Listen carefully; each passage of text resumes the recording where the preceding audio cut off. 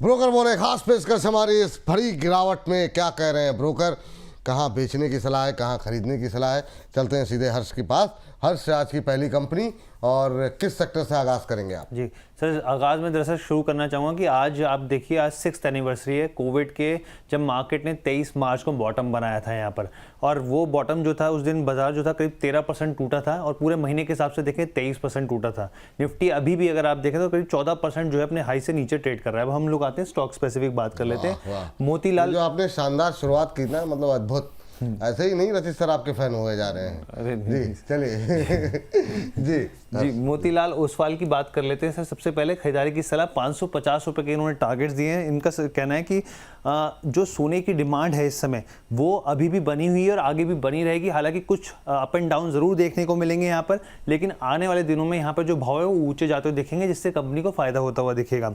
इसके अलावा इन्होंने कहा कि बिजनेस जो है शॉर्ट टर्म में भले ही एक दबाव जरूर देखने को मिल सकता है, लेकिन जिस तरीके से कंपनी स्टोर को एक्सपेंशन कर रही है, आने वाले दिनों में और जो तेजी देखने को मिलेगी उससे फायदा होता हुआ दिखेगा।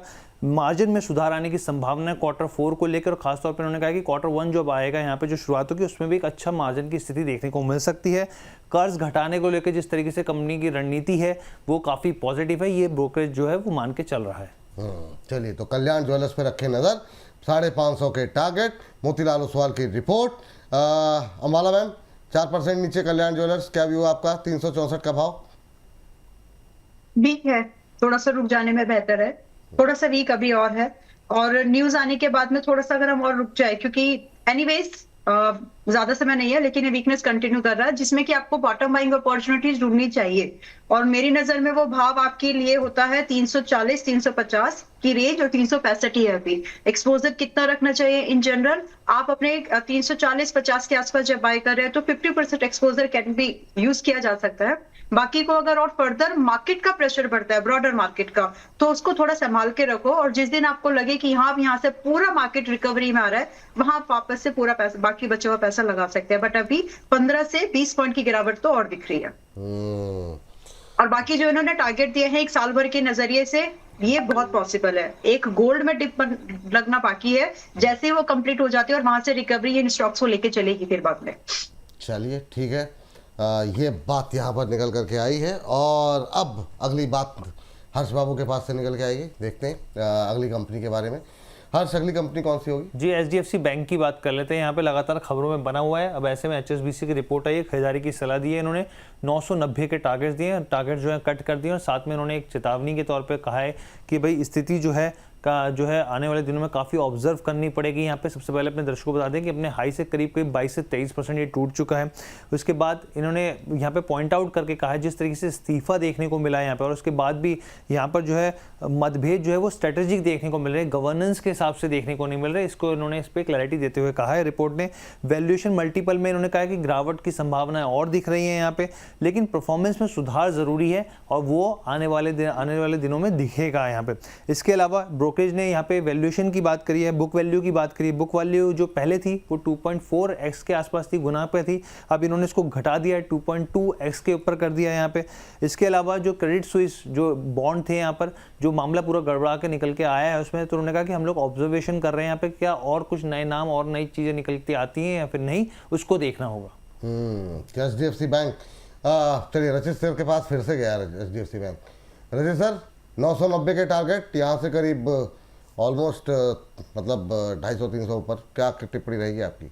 सर बिल्कुल, अभी इस बारे में सोचना बेकार है। कहाँ ये स्टेबलाइज करता है, उसके बाद रिवर्सल कब चालू करता है तब सोचेंगे। अभी 750 रुपए में 980 तो नहीं, 990 तो नहीं जाता सर, अभी दूर। चलिए, तो ये बात यहाँ पर निकल के आई है, और इस बीच सोम यूट्यूब जी कह रहे हैं अम्बाला जी का एनालिसिस, रचित जी का प्रेडिक्शन, इसके साथ द बोनस में बोनस है विपुल जी का अपनापन। चलिए, थैंक यू, बहुत बहुत धन्यवाद आप लोगों का। इतनी सारी टिप्पणियाँ ऐसे माहौल में भी कर लेते हैं, इसके लिए भी बड़ी हिम्मत चाहिए। चलिए ठीक है, तो चलते हैं हर्ष के पास अगली कंपनी के लिए, आज की तीसरी कंपनी के लिए। हर्ष, तीसरी कंपनी कौन सी होगी? जी, प्रीमियम एनर्जीज की बात कर लेते हैं। यहाँ पे डैम कैपिटल की रिपोर्ट है, खरीदारी की सलाह है, और करीब 1300 के आसपास के इन्होंने टारगेट्स दिए हैं। इनका कहना है कि देखिए कंपनी की जो एफिशिएंसी है वो काफ़ी ज़्यादा हाई है और उसमें ग्रोथ की संभावनाएं दिखती हैं। यहाँ पे सोलर सेल्स को लेकर जिस तरीके से मजबूत परफॉर्मेंस कंपनी दिखा रही है, यहाँ पे आगे बढ़त बनती हुई दिखेगी। इसमें जो प्रोडक्शन स्केल की बात करें, कह रहे हैं कि पिछले कुछ सालों में जो एक स्पीड थी, एक अगर एवरेज निकाला जाए तो वो 12 से 18 महीने 4 से 6 महीने थी। वहाँ से वो जो स्थिति है जो है वो और मतलब बेहतर होती दिख रही है। मतलब 12 से 18 महीने थी, अब 6 से 8 महीने के आसपास हो गई हैं। एडवांस टेक्नोलॉजी की बात करें, पर कंपनी उसके ऊपर विस्तार कर रही है, पहचान कर रही है, आइडेंटिफाई कर रही है कि किस तरीके से और नए अपग्रेडेशन किए जाए, टेक्नोलॉजी को अपग्रेड किया जाए, उसके ऊपर काफ़ी फोकस दिख रहा है। चलिए ठीक, ये बात प्रीमियम एनर्जी को लेकर के निकल के आती हुई 1295 का टारगेट। अंबाला मैम का नंबर है। अंबाला मैम डिस्क्लोजर भी आप दे दीजिए, आपका समय भी शायद हो गया है, आपको जाना भी होगा। तो 1295 के टारगेट 861 का लेवल देखने को मिल रहा है, क्या व्यू आपका? जी, तो पहले तो डिस्क्लोजर स्टॉक स्पेसिफिक 13 जनवरी को 730.50 पर हमारे मेंबर्स को पोर्टफोलियो मतलब ट्रेडिंग के लिए बाय करने के लिए दिया था और 810 से 1100 के टारगेट है। तो व्यू मेरा लॉन्ग है और पहले से हमारे पास ये पोजीशन है। सो विद दैट डिस्क्लोजर मतलब अबाउट दिस पर्टिकुलर वन, मैं इस स्टॉक को लेकर के बुलिश हूँ अभी भी, जबकि ये अगर आप देखेंगे तो एक फर्स्ट टारगेट के ऊपर चल रहा है। तो ये जो रिपोर्ट है मैं इससे वेरी वेल कन्विंस्ड हूँ और ये पॉसिबल है कि 1 साल भी शायद नहीं लगेगा, जल्दी अपने टारगेट्स को अचीव कर लेगा। तो हमारे लिए मैंने बता दिया कि हमारे लिए पोजीशन थी, फर्स्ट टारगेट हो गया बट स्टिल ओपन है। बाकी trading and investment both are subject to market risk. जिन भी स्टॉक्स को लेकर के मैंने अपनी राय यहाँ पर रखी है, देन एंड देयर अगर कोई पोजीशन थी तो बताया भी है, बट इसके अलावा भी कुछ पोजीशंस रह सकती है। बाकी क्योंकि सभी स्टॉक्स पर एक कॉमन व्यू रहता है तो अलग प्लेटफॉर्म पर भी ये व्यू रहता है, तो वहां पर हो सकता है कि लोगों के पास ये पोजीशंस हो। बाकी there is no conflict of interest. Trading and investment both are subject to market risk. दूसरी बार इसलिए बोल रही हूँ कि सच में है तो उसको समझते हुए काम करिए। थैंक यू, बहुत बहुत शुक्रिया, बहुत बहुत धन्यवाद आपका आज की चर्चा में जुड़ने के लिए। चलिए आगे बढ़ते हैं और फिर से चलते हैं हर्ष बाबू के पास और आज की आखिरी कंपनी को समझने के लिए। हर्ष बताइए, आज का आखिरी काउंटर किस सेक्टर से चुना? जी, L&T, लार्सन टोब्रो, बहुत सारे सेक्टर्स का एक समावेश है ये कंपनी। मैक्वेरी की रिपोर्ट, आउट परफॉर्म की रेटिंग और करीब 4,910 रुपये के इन्होंने यहाँ पे टारगेट्स दिए। यहाँ पे इन्होंने कहा है कि 95% जो साइट्स हैं कंपनी की वो पूरे तरीके से ऑपरेशनल है, चालू हैं। इसके अलावा 5% का जोखिम उन इलाकों में जहाँ पर दिक्कतें हो रही हैं, जहाँ पर अटैक्स हो रहे हैं। यहाँ पर अभी जो संघर्ष का जो सीधा असर है, जो कहा जा रहा था कि इम्पैक्ट है, वो सीधे तौर पर नहीं देखने को मिल रहा है। यहाँ पे मैक्वेरी ने कहा है, यहाँ पे इन्होंने कहा कि बड़ा रिस्क इस लिहाज से हो सकता है कि अगर 3 महीने तक जो है सप्लाई बाधित होती है, लॉजिस्टिक बाधित होता है, तो फिर एक कंसर्न जो है सिचुएशन यहाँ पे हो सकती है यहाँ पे।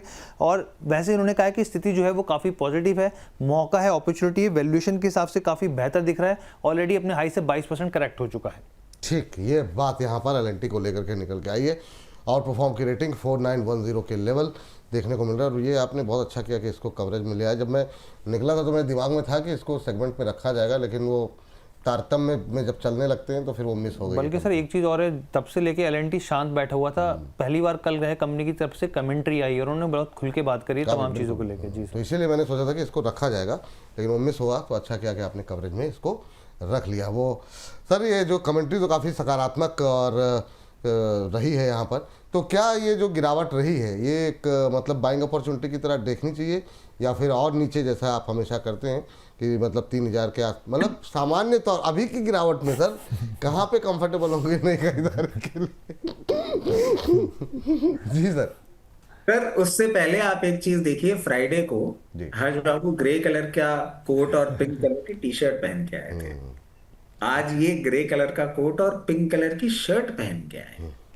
तो हो सकता है इनको कहीं से कोई मैसेज मिला हो या कहीं कमेंट मिला हो कि ग्रे और पिंक में अच्छे लगते हैं, तो थोड़ा खास। वो आजकल टिप्पणियां आती रहती हैं सर, तो मतलब महिलाओं की तो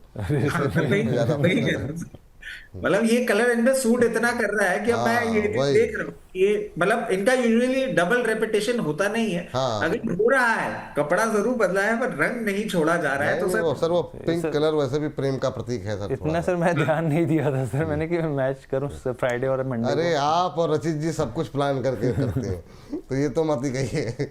रचित जी भी आज पीला पहनूं, गोल्ड पहनूंगा, लाल पहनूंगा। सर क्या व्यू आपका?